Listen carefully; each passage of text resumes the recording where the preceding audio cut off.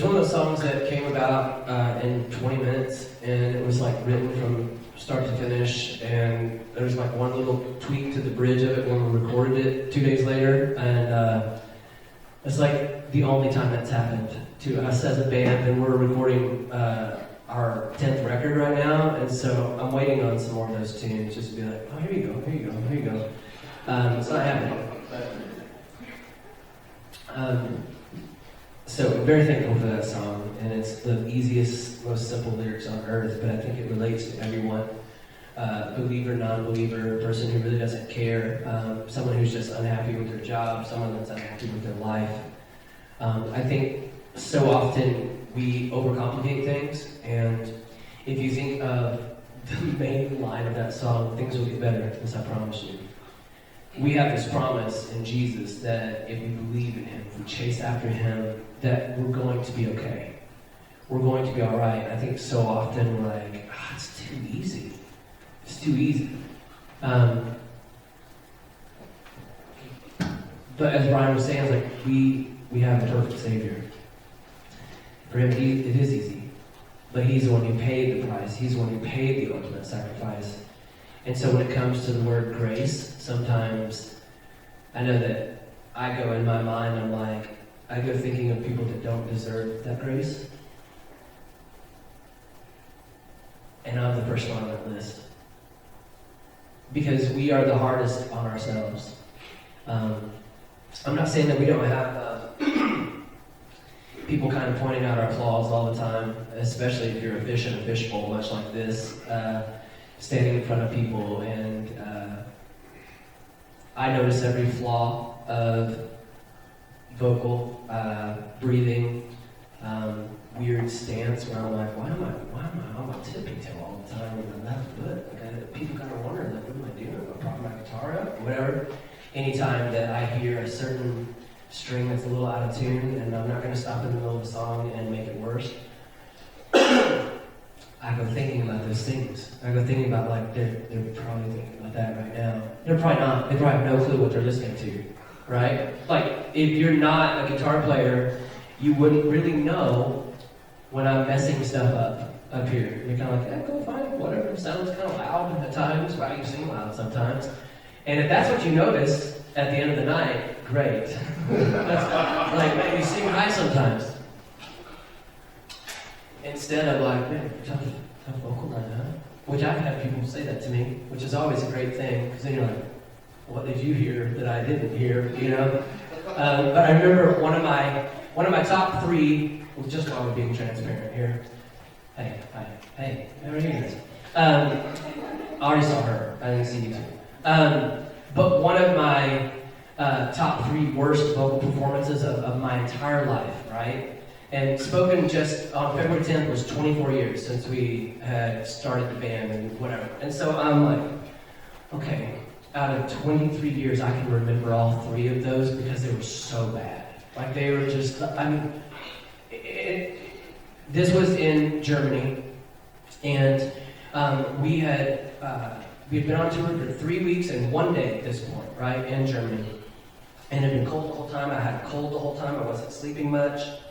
At that point, I wasn't the one driving all the time, so I was riding with a German who drove like a complete maniac. Like, and so sleeping was non-existent, right?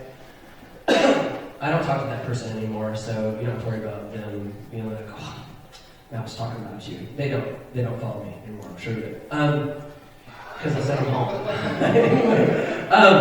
So like this whole tour is like, I can't believe how rough this is just physically. Like you don't feel good. You're like out there, you're screaming your brains out every night and whatever.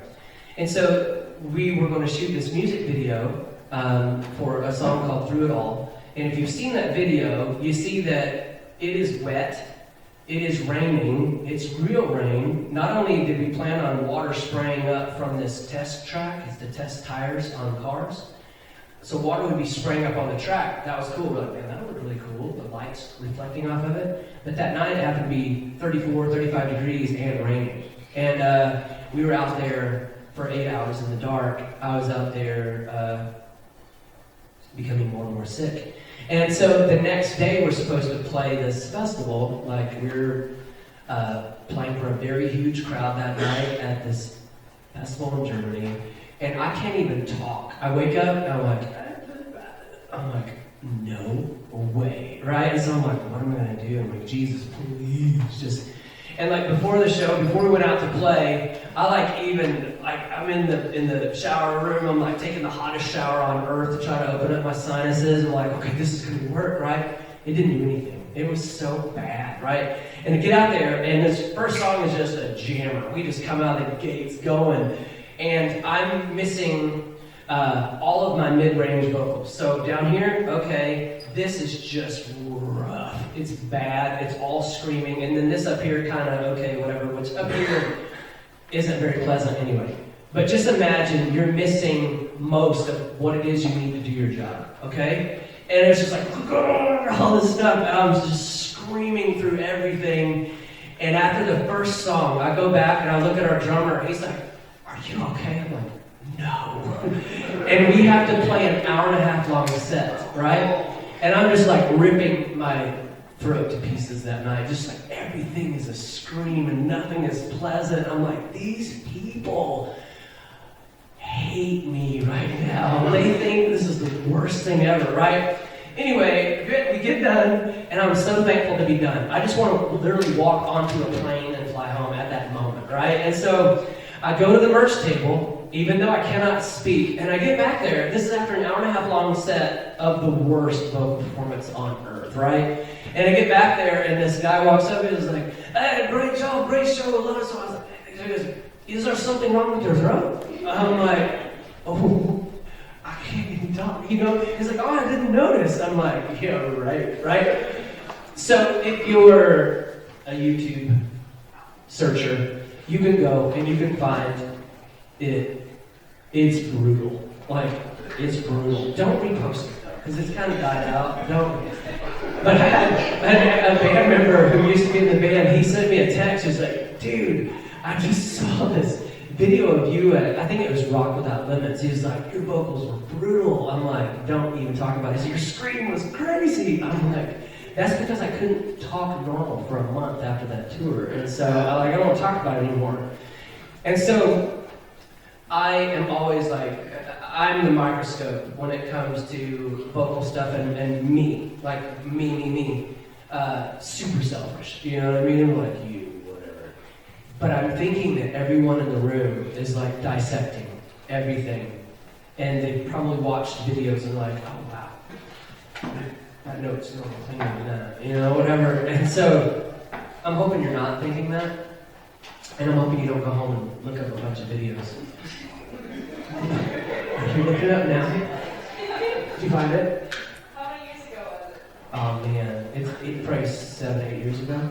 Well, it was whenever, through it all video, so 7.5, 8 years ago.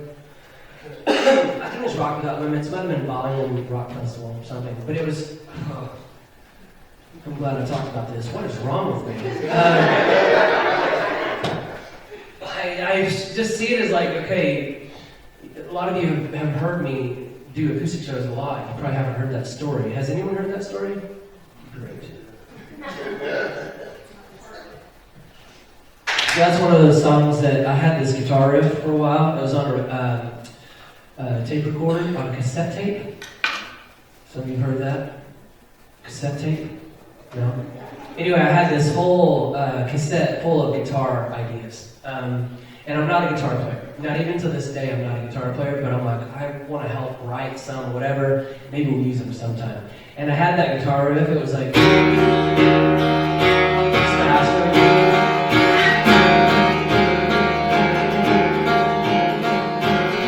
Anyway, kind of weird, kind of whatever. Anyway, I remember that Jeff, who we met, I was 8 years old, he was 7-year-old. We both became friends. We started a band together, started skateboarding together at the same time, going to church together at the same time. Anyway, Jeff was in the band until about 8 years ago. And I remember him telling me, he was like, the riff is like kind of hokey, it doesn't make any sense. And I'm like, oh, cool. All right, whatever. Anyway, I'm like, okay, I guess we'll never use that ever. Anyway, we had 2 weeks to write a record and record a record the following 2 weeks. And I broke out that cassette tape because we're just kind of sitting in this practice space in Newport Beach, California, and they're just kind of staring at each other. And I'm kind of like, "You gonna play something or what?" And I'm like, "I got ideas." And I broke out that cassette tape, and we used that.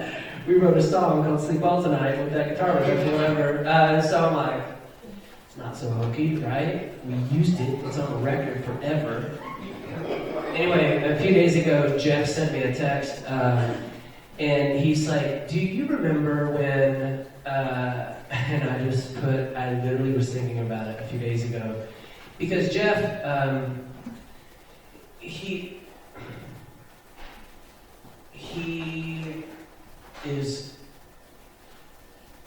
he's like rough. He's rough. Like, I would be driving in traffic, and he would just turn and look, and he would lean over, and he's like 225, 230, and he would start pushing me like this up against the door while I'm driving in traffic, acting like a grizzly bear or whatever. Like, he's just like pushing me. I'm like, "What are you doing?" And he's like, this is after him not saying a word for 5 hours, right? And he just turns and like starts shoving me. I mean, hard. Like, the band is swerving and all this stuff. And there's one day, this is what he sent me a text about. Did I remember this? Of course I remembered it. Like, we're driving around the Beltway around DC, okay?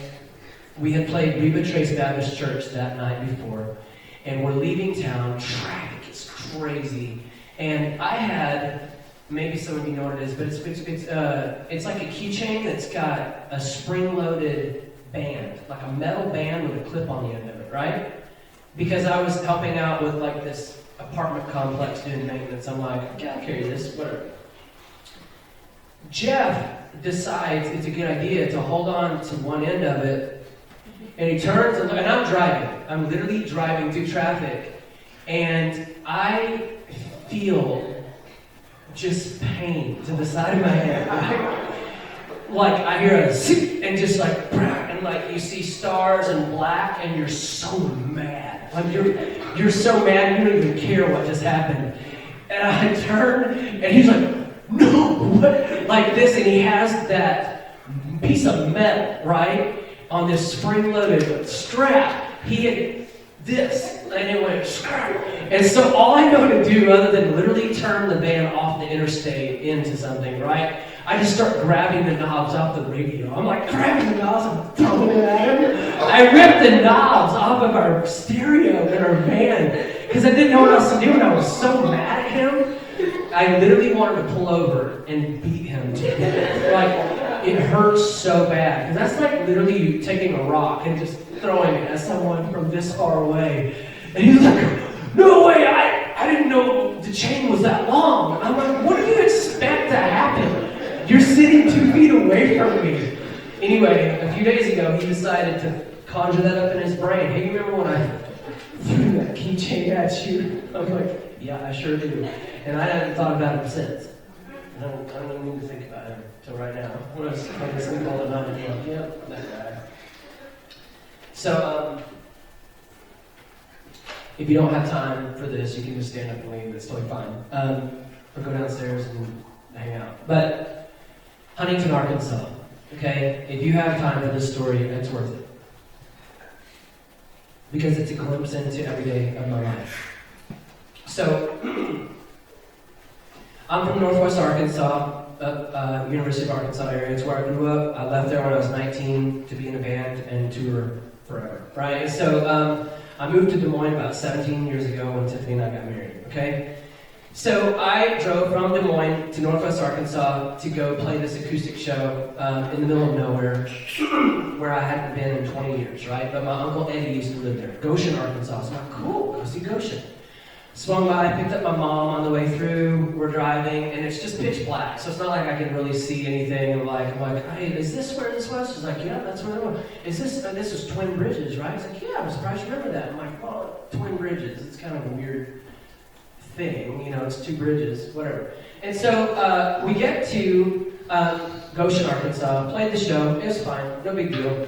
Dropped my mom off. Actually, my brother was kind enough to take my mom back home because I was driving overnight to Grand Prairie, Texas, okay?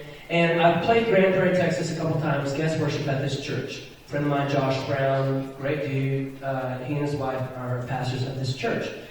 Anyway, on the way there on this overnight drive, much like I did last night when I drove through here this morning, and I'm like, I'm really driving through right now. I'm coming back after a while. Maybe I could just stop and not go anywhere. So I'm driving overnight, and I have in my mind this guy who always sits in the front row of this church, right? All the chairs come up really close to the front, so it's kind of like stressful, like people are literally so close to you. This guy, he has taken it upon himself, he'll see this someday on YouTube, but whatever. He plays drums on a Kleenex box, very loud in the front row, okay? And so on the way there, I'm like, okay, I'm playing this new song that I just learned, that it's already going to be stressful enough. Okay, prepare yourself mentally for this guy beating on this box in the front row, so loud, right? Because he had been there the past 2 times, both services each time, 2 services each morning, right? So I'm like, okay, I do it, 2 services. I get there, and I'm so glad that guy wasn't there, right? That's awful. I get it. The guy should be in church. I was so glad he was not in the front row beating on a Kleenex box, right? So I was like, dodge the bullet, right? So I am leaving there to drive straight back to basically where I came from, to Huntington, Arkansas, another small town in northwest Arkansas. Running late, Highway 69 is always congested, all this stuff. Sitting in traffic forever for no reason. I get past it, I'm like, there's nothing. And then I get on this diagonal road to Huntington, Arkansas. It's 100 miles, right? I know there's law enforcement people in here.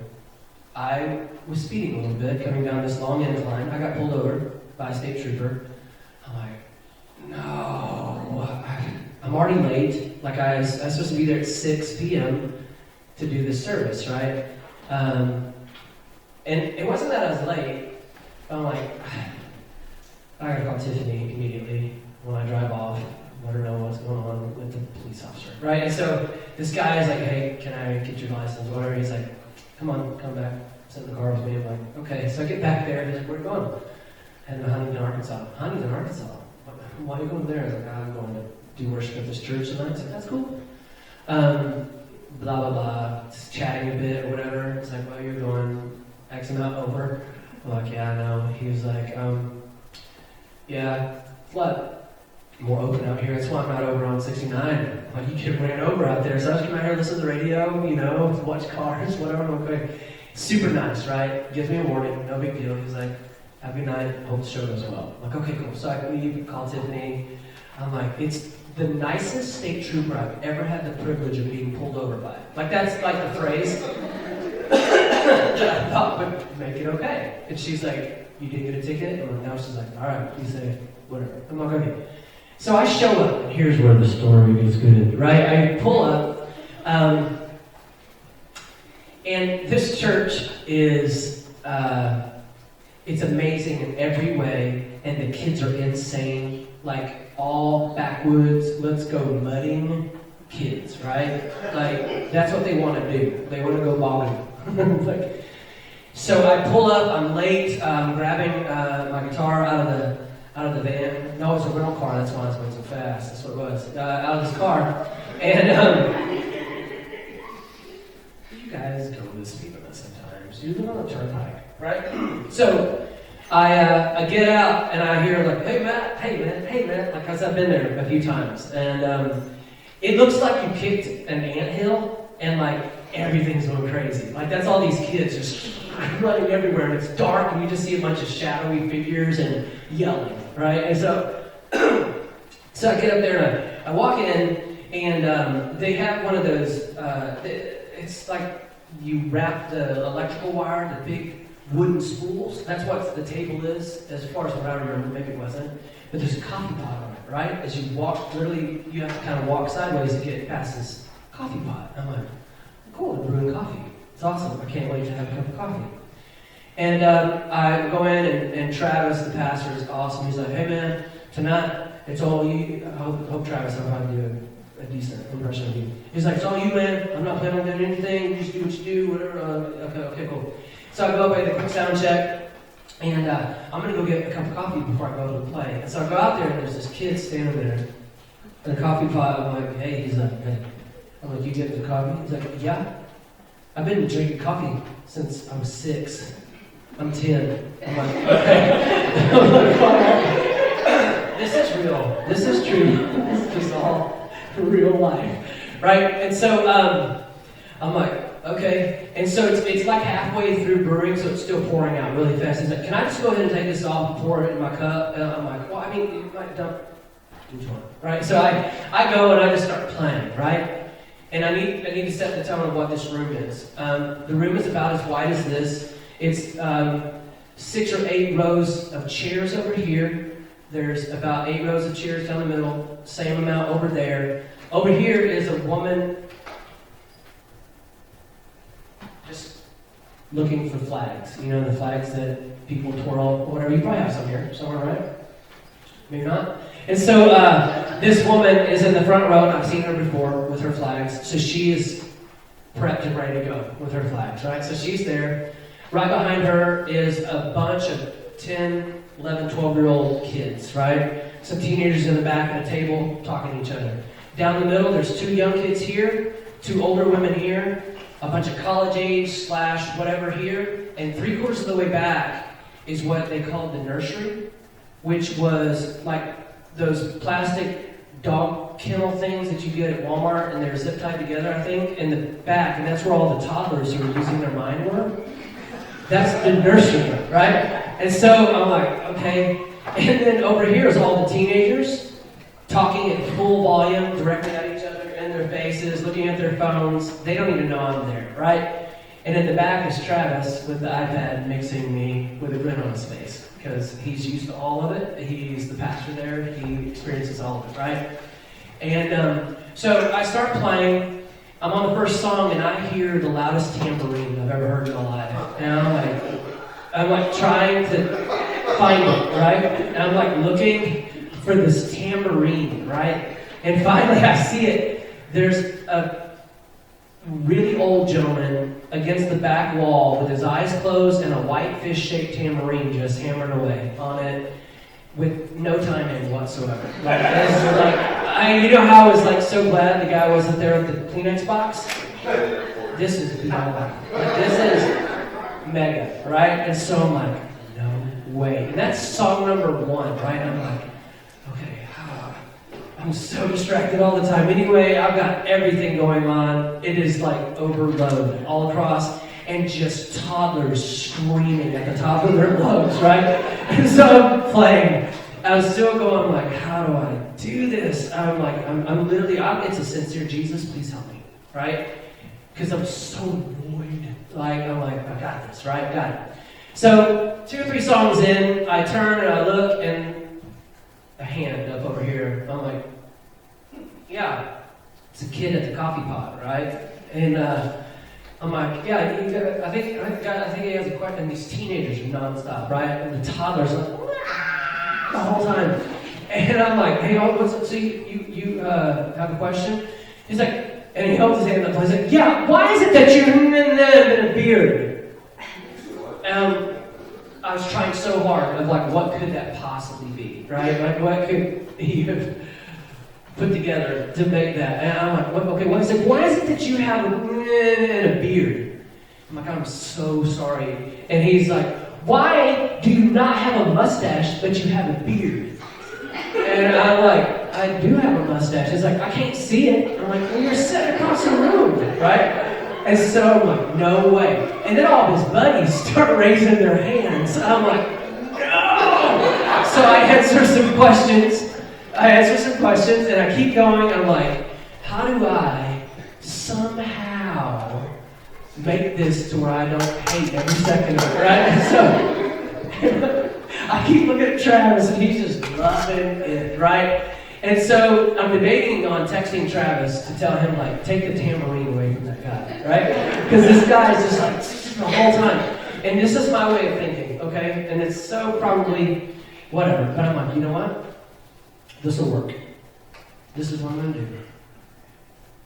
and I'm going to say, you know, person in this room made me think of this song, and I know they know it. And this is, in my mind, it's going to be making everything right? It's like, everything will be right with the world. So I thought that'll be a song that gets it to where that guy is on time with his tambourine. That's louder than any tambourine on earth.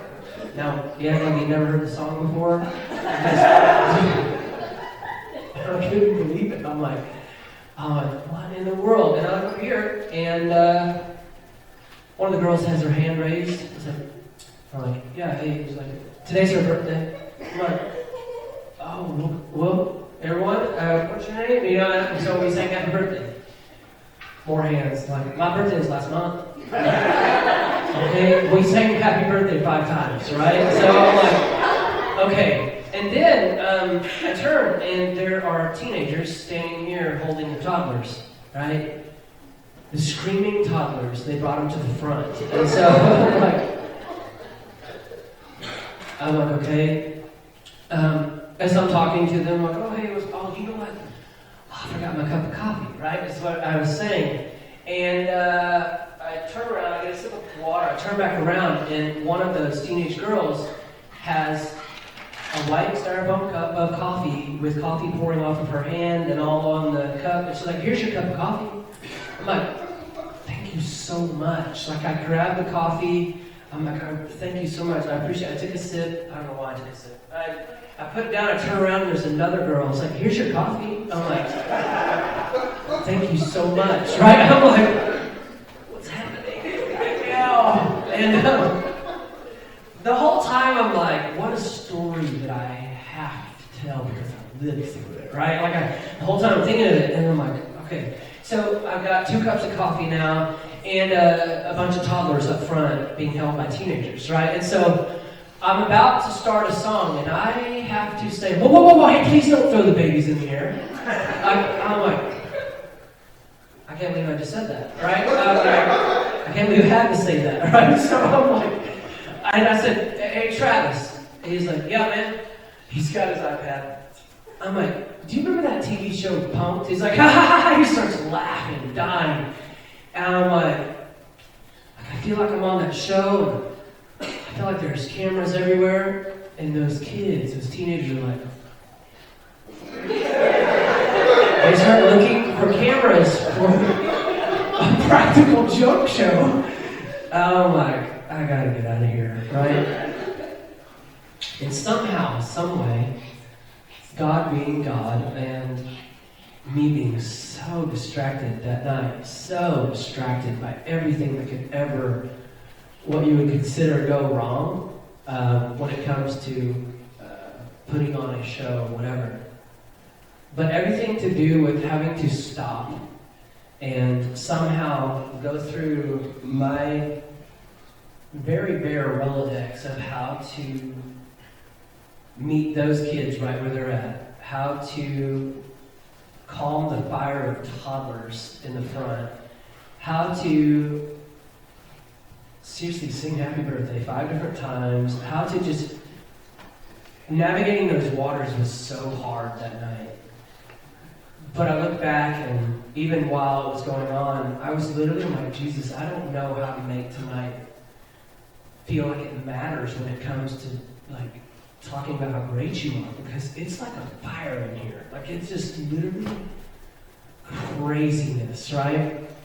And so I'm like, I think maybe this is a story that these kids could actually tune into, and maybe they would chill out a bit, maybe they would zone in. And so I told them about how I came to Jesus and my buddy Johnny jumping off the chair and dislocating his arm, and all the girls walking out because they thought it was so ridiculous that you jump off a chair to impress them, and like all this stuff. And those kids were just like, they thought it was so funny, because it was. Again, it was something I've lived through. But the craziness of that story, of something that my journey of actually coming to Jesus, is what worked that night. And it's like one of those things where it's like, okay, if God can take a simple story of some 14-year-old kid who loves skateboarding and happened to be invited into a church, and he got introduced to Jesus, and he got introduced to a room full of people of all ages. From the little toddlers stomping on cookies into the red carpet, much like this right here,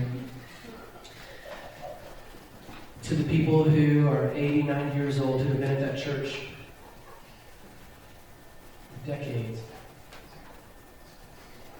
And the story that they have, and the story that they carried, and the time that they invested into me, 14-year-old kid who only cared about skateboarding and never heard Jesus. And that grace that seems so just like, wait, but why? But what? I don't understand. I don't understand why a perfect God who hung the stars in the sky, who made the mountains and the streams, so creative with each individual. Why would he care about me? Why would he love me so much? And it took a group of strangers at this church that gave me free food, invited me in. I had nothing to offer them. I was just a kid that lived in the trailer park across the street. But what perfect placement. I hated living there. I hated living in a trailer. It wasn't a nice trailer. It was not a nice trailer. And I knew what my daily routine was going to be. It was going to be go to school, somehow make it through that, come home, skateboard until 10 o'clock because that's curfew. Go home. My parents would fight because my dad was drunk every night. And I knew what the routine was going to be. I knew how annoying it was going to be. And then the next day, do it all over again. That cycle, you know. And when I met those people at that church who loved me no matter what, and I had nothing to offer them, and it was like literally like, oh, we're so glad you're here. You're the kid that's always skateboarding in the parking lot. It's so awesome that you're here. Did you eat? I'm like, yeah, I ate. And so I wanted to be there every time the doors were open. Every Sunday morning, every Sunday night, every Wednesday evening, every time they piled literally 20 of us. I think I counted 22 at one point into a 12-passenger van to go to Pizza Inn for free pizza. I was there. I wanted to be there. You could not keep me away from there. And it's a lot of years later. That building's not even there anymore. But we used to break into the fellowship hall and microwave hot dogs and play foosball in the basement all night long. What better place for us to be? It was so awesome. It was like, we're living a dream, man. Free hot dogs, foosball all night. Come on. That's where I got started in my journey with Jesus. And it has been nothing at all like what I thought it was going to be. Being in a band has been nothing at all what I thought it was going to be. Because I learned on our first tour ever to have zero expectations. Because you're dealing with human beings, and human beings are faulty, and they screw things up. And that's the guys riding along in the van as well. But the fact that I still get to play music,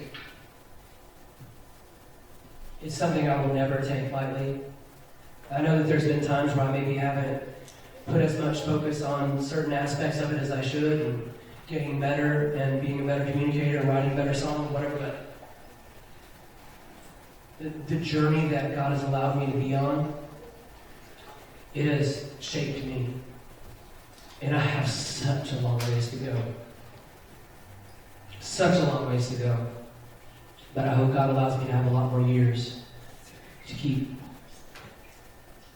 trying to hone that craft, being a better follower of Jesus, a better husband, a better father, a better friend. And if music is involved, cool. That's what I love to do, but... So tonight, where are you in that journey? Where are you in that whole just crazy life that you live, that you have lived, that has brought you to where you are here right now? And you can look back and you can see all the things that, wish I had done that different. We all have that. But look at where we are right now. Here tonight. A chance to start again. a chance for a clean slate, a chance for something brand new. And we're already in February. I'm not talking a New Year's resolution. I'm talking a life change. I'm talking like the next page is different than the last. The next chapter is better than the last. The next decade is better than the last.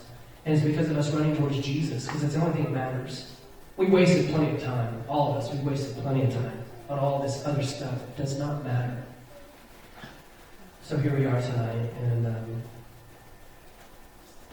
again, I can't believe I get to do this. I can't believe anybody cares that I get to do this. So thank you. And thank you for continuing to return phone calls and text messages. And I get taken care of so well every time I'm here. Every vehicle that I drive here ends up leaving with a full tank of gas. I get sheets.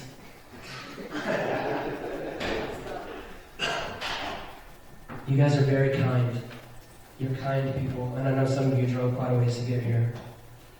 And I'm very grateful. I'll play another couple songs or whatever, and then we'll get on with this evening.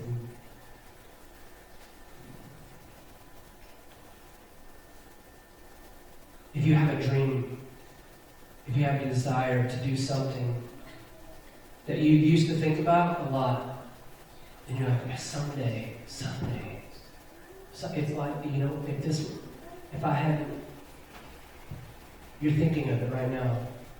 You're thinking of what dream you used to have that you let go of for some reason. Or what it is that you thought maybe God wanted you to do, but you're like, I'm not qualified. Welcome. We're not. None of us are. Can I challenge you to take another shot? To take another shot at that dream that you put down. Maybe you failed at it.